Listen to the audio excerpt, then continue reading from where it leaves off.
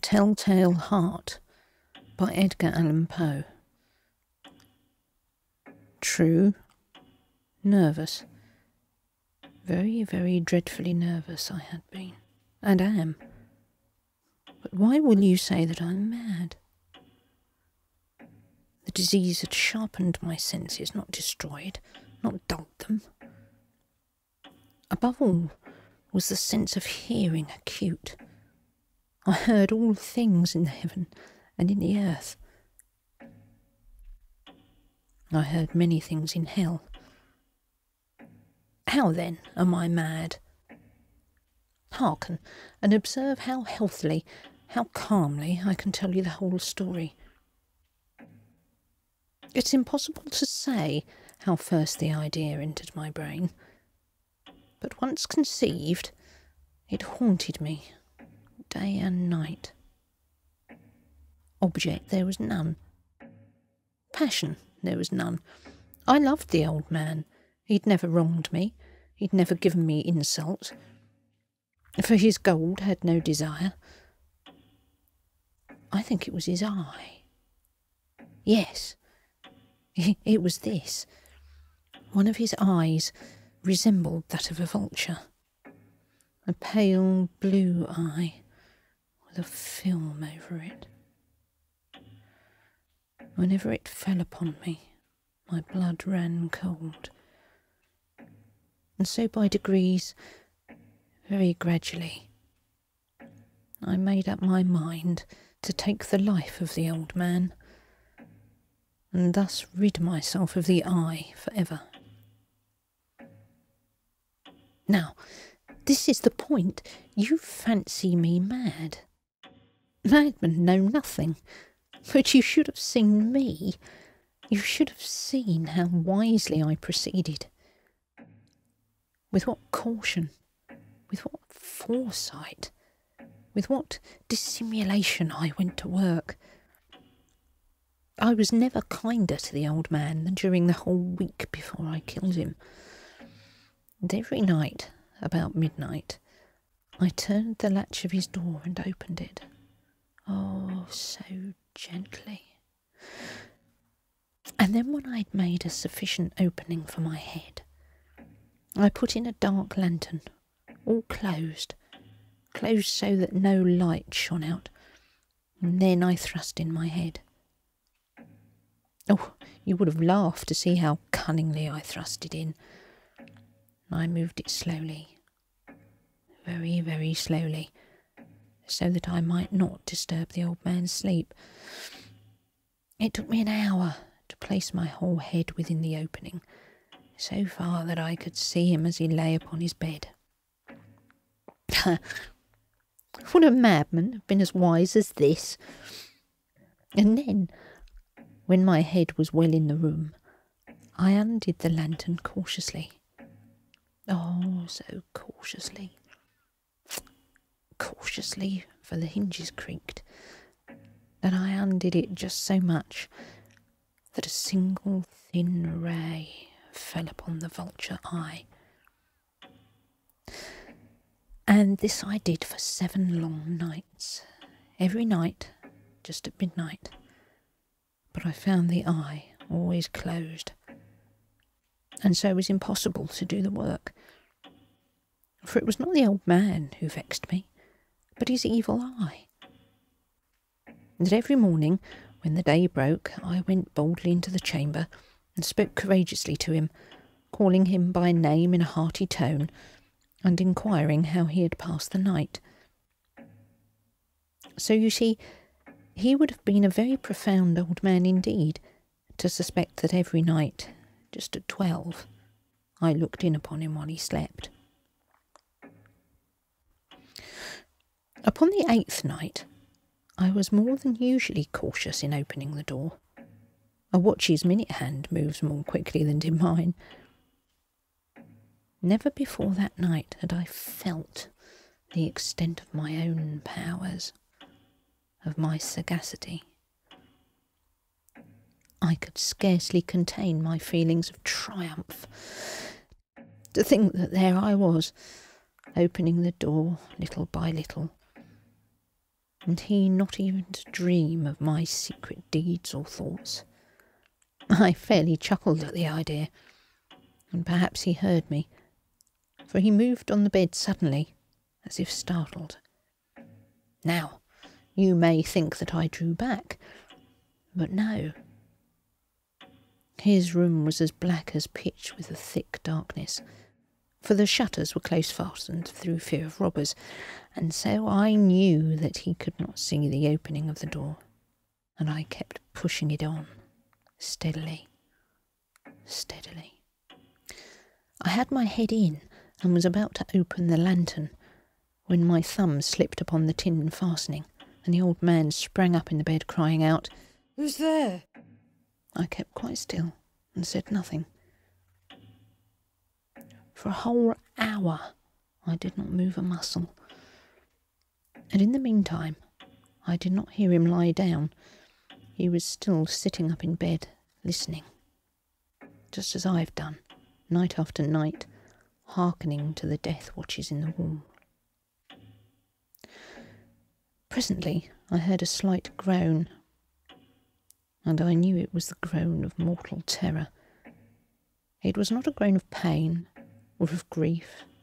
Oh no. It was the low, stifled sound that arises from the bottom of the soul when overcharged with awe. I knew the sound well. Many a night, just at midnight, when all the world slept, it has welled up in my own bosom, deepening with its dreadful echo the terrors that distracted me. I say I knew it well. I knew what the old man felt and pitied him, although I chuckled at heart. I knew that he had been lying awake ever since the first slight noise, when he turned in bed.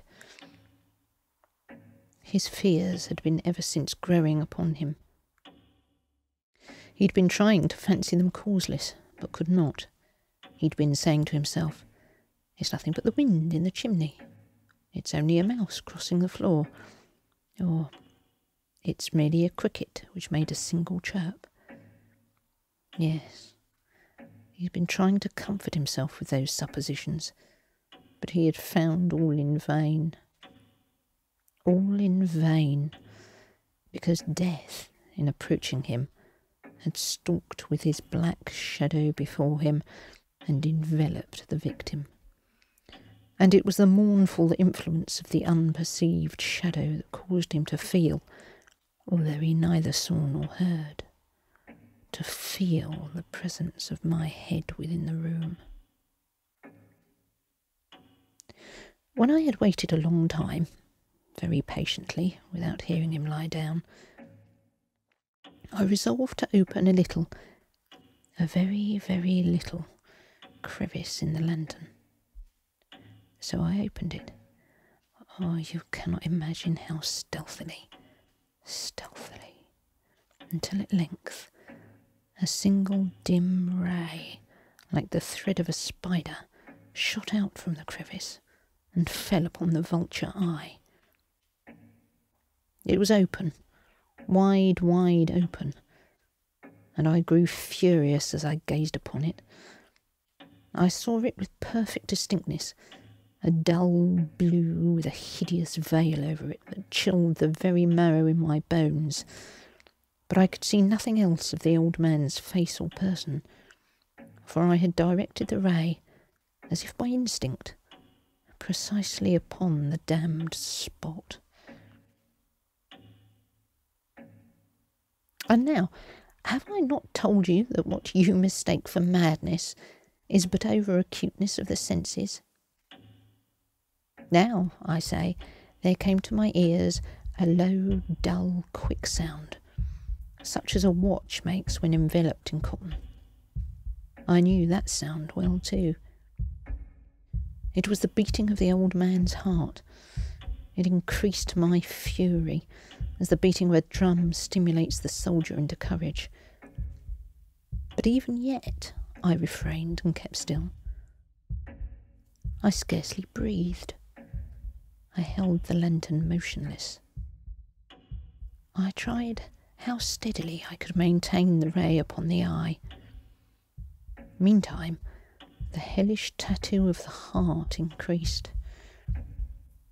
It grew quicker and quicker, and louder every instant. The old man's terror must have been extreme. It grew louder, I say louder every moment. Do you mark me well? I've told you that I'm nervous. So I am. And now, at the dead hour of the night, amid the dreadful silence of that old house, so strange a noise as this excited me to uncontrollable terror. Yet, for some minutes longer, I refrained and stood still. But the beating grew louder. I thought the heart must burst. And now a new anxiety seized me. The sound would be heard by a neighbour. The old man's hour had come. With a loud yell, I threw open the lantern and leaped into the room. He shrieked once only. In an instant I dragged him to the floor and pulled the heavy bed over him. I then smiled gaily to find the deed so far done. But for many minutes the heart beat on with a muffled sound. This, however, did not vex me. It would not be heard through the wall. At length it ceased. The old man was dead. I removed the bed and examined the corpse. Yes, he was stone dead. I placed my hand upon the heart and held it there many minutes. There was no pulsation. He was stone dead. His eye would trouble me no more. If you still think me mad, you'll think so no longer when I describe the wise precautions I took for the concealment of the body. The night waned, and I worked hastily but in silence. First of all, I dismembered the corpse. I cut off the head, and the arms, and the legs. I then took 3 planks from the flooring of the chamber and deposited all between the scantlings. I then replaced the boards so cleverly, so cunningly, that no human eye, not even his, could have detected anything wrong. There was nothing to wash out, no stain of any kind, no blood spot whatever. I'd been too wary for that. A tub had caught all. When I made an end of these labours, it was 4 o'clock, still dark as midnight. As the bell sounded the hour, there came a knocking at the street door. I went down to open it with a light heart, for what had I now to fear? There entered 3 men, who introduced themselves with perfect suavity as officers of the police. A shriek had been heard by a neighbour during the night. Suspicion of foul play had been aroused. Information had been lodged at the police office, and they, the officers, had been deputed to search the premises. I smiled, for what had I to fear? I bade the gentleman welcome. The shriek, I said, was my own, in a dream. The old man, I mentioned, was absent in the country. I took my visitors all over the house. I bade them search, and search well. I led them at length to his chamber. I showed them his treasures, secure and undisturbed. In the enthusiasm of my confidence, I brought chairs into the room and desired them here to rest from their fatigues, while I myself, in the wild audacity of my perfect triumph, placed my own seat upon the very spot beneath where reposed the corpse of the victim. The officers were satisfied. My manner had convinced them. I was singularly at ease. They sat, and while I answered cheerily, they chatted of familiar things. But ere long I felt myself getting pale, and wished them gone. My head ached, and I fancied a ringing in my ears. But still they sat, and still chatted. The ringing became more distinct. It continued and became more distinct. I talked more freely to get rid of the feeling. But it continued and gain definitiveness. Until at length I found that the noise was not within my ears. No doubt I now grew very pale, but I talked more fluently and with a heightened voice. Yet the sound increased. What could I do? It was a low, dull, quick sound, much such a sound as a watch makes when enveloped in cotton. I gasped for breath, and yet the officers heard it not. I talked more quickly, more vehemently, but the noise steadily increased. I arose and argued about trifles, in a high key and with violent gesticulations, but the noise steadily increased. Why would they not be gone? I paced the floor to and fro with heavy strides, as if excited to fury by the observations of the men, but the noise steadily increased. Oh God! What could I do? I foamed, I raved, I swore. I swung the chair upon which I had been sitting and grated it upon the boards, but the noise arose over all and continually increased. It grew louder, louder, louder, and still the men chatted pleasantly and smiled. Was it possible they heard not? Almighty God! No, no, they heard, they suspected, they knew. They were making a mockery of my horror. This I thought, and this I think. But anything was better than this agony. Anything was more tolerable than this derision. I could bear those hypocritical smiles no longer. I felt that I must scream or die. And now, again, hark! Louder, louder, louder, louder! Villains! I shrieked. Dissemble no more. I admit the deed. Tear up the planks. Here, here! It is the beating of his hideous heart.